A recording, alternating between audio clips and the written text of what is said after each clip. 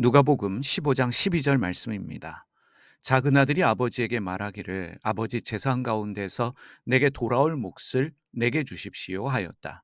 그래서 아버지는 살림을 두 아들에게 나누어 주었다. 유대 사회에서 유산은 아버지 사망 이후에 분배되었습니다. 탕자 둘째 아들은 아버지가 살아 있음에도 불구하고 아버지에게 유산을 요구합니다. 이것은 매우 무례한 요구입니다.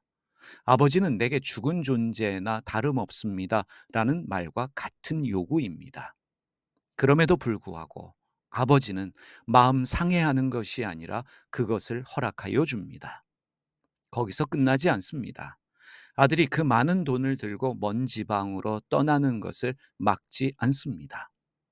둘째 아들이 망하고 돌아왔습니다. 아버지는 책망하지 않고 둘째 아들을 환영했으며 그 아들을 위해 잔치를 벌입니다. 동생 때문에 그리고 잔치를 벌이는 아버지 때문에 분노하며 잔치 참여를 거부하는 첫째 아들을 아버지는 위로하고 격려하여 줍니다. 예수님 당시의 사회는 가부장적 사회였습니다. 이렇게 이해하고 포용하고 위로하는 아버지는 존재 자체가 불가능한 아버지의 모습입니다. 현대 사회에서도 그렇지만 당시에는 파격적인 아버지의 모습입니다. 예수님께서는 두 아들의 아버지를 통해서 하나님을 우리에게 소개하고 있습니다. 예수님 당시의 사람들이 믿고 있던 하나님은 율법을 통해 사람을 통제하는 하나님, 율법을 지키지 않으면 사람을 저주하는 하나님이었습니다. 우리가 하나님을 믿는 것도 중요하지만 어떠한 하나님을 믿고 있느냐는 더 중요합니다. 사람들이 가진 하나님에 대한 잘못된 인식을 바꾸어 주기 위해서 하나님에 대한 바른 믿음을 주기 위해서 예수님은 두 아들의 이야기를 해 주셨습니다. 두 아들의 아버지를 통해 말씀하시는 예수님이 소개하시는 하나님은 어떤 하나님일까요? 첫 번째, 자유를 주시는 하나님입니다. 탕자 둘째 아들이 유산 분배를 요구했을 때 아버지는 거절하지 않고 수용합니다. 집을 떠나는 아들을 붙잡지 않습니다. 이것이 사랑입니다. 사랑은 억압이 아닙니다. 통제가 아닙니다. 선택할 수 있는 자유를 주는 것이 사랑입니다. 하나님은 우리에게 선택의 자유를 주십니다. 떠날 수 있는 자유, 실패할 수 있는 자유, 방황할 수 있는 자유도 우리에게 허락하십니다. 두 번째, 기다리시는 하나님입니다. 아버지는 떠나는 아들을 붙잡지 않습니다. 강제적이지 않습니다. 돌아올 때까지 기다립니다. 하나님은 강제적이지 않습니다.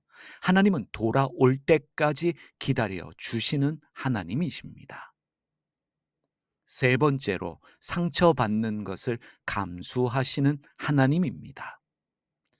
아버지가 살아 있습니다. 그럼에도 불구하고 유산 상속을 요구하는 아들은 아버지에게 상처가 될 수 있습니다. 아버지는 아들에게 상처받았습니다. 그러나 아버지는 아들에게 분노하지 않습니다. 아들과의 관계를 단절하지 않습니다.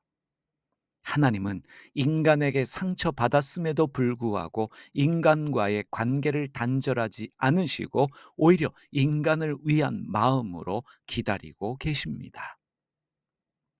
네 번째로 체면을 무시하는 하나님입니다. 당시 유대 사회에서 나이든 어른이 뛰어다니는 것은 수치스러운 행동이었습니다.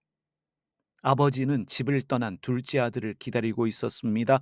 그 아들이 돌아오는 모습을 먼 곳에서 보고 아들을 기다리는 것이 아니라 아들을 향해 뛰어갑니다. 우리가 하나님께 나아갈 때 하나님은 먼저 뛰어오시는 분입니다. 달려오시는 분입니다. 하나님께는 체면이 중요하지 않습니다. 오히려 체면을 무시하십니다. 하나님은 오히려 십자가에서 수치를 당하시며 인간을 품어 주셨습니다. 다섯 번째로 조건 없이 용서하시는 하나님입니다. 아버지는 둘째 아들이 잘못을 고백하기도 전에 가장 좋은 옷과 반지와 신발을 가져다 입힐 뿐만 아니라 그 아들을 위해서 잔치를 합니다.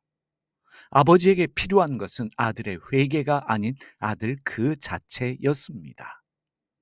하나님은 우리를 조건 없이 용서하실 뿐만 아니라 우리를 있는 그대로 품으시는 아버지이십니다.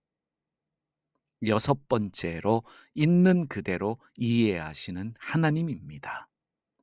첫째 아들은 집에 돌아온 둘째 아들과 그 아들을 위해 잔치를 벌이는 아버지에게 분노하며 잔치 참여를 거부합니다. 아버지가 어떻게 합니까? 첫째 아들을 위해 밖으로 나옵니다. 그리고 첫째 아들과 대화합니다.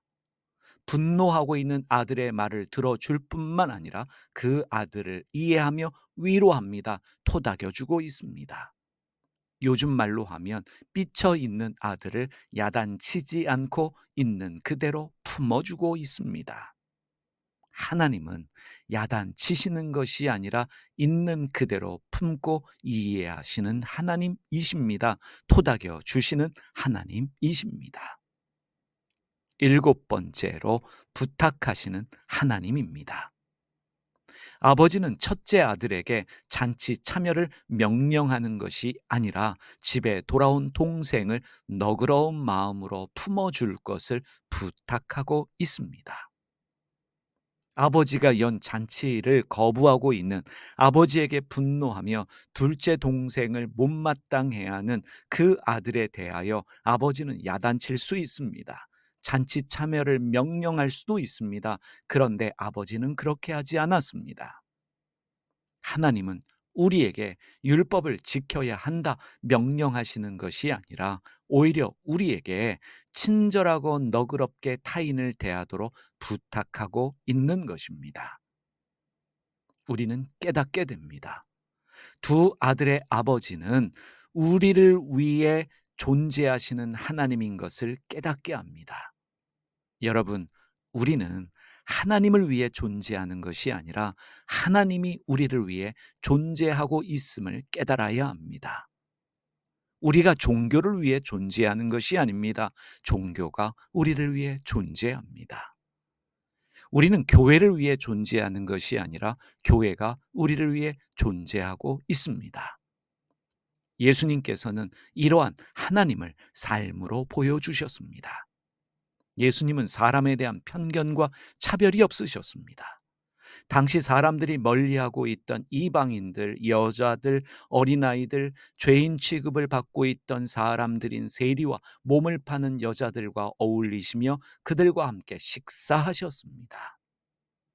사람들에게 친절하셨습니다. 너그럽게 대하셨습니다. 바로 우리를 향한 하나님의 마음이며 하나님의 모습입니다. 예수님은 우리를 위해 십자가를 지셨을 뿐만 아니라 수치를 당하셨습니다. 그리고 십자가 위에서 자신을 십자가에 못 박은 모든 사람들을 용서하셨습니다. 여러분, 하나님은 우리가 생각하고 있는 그 이상입니다.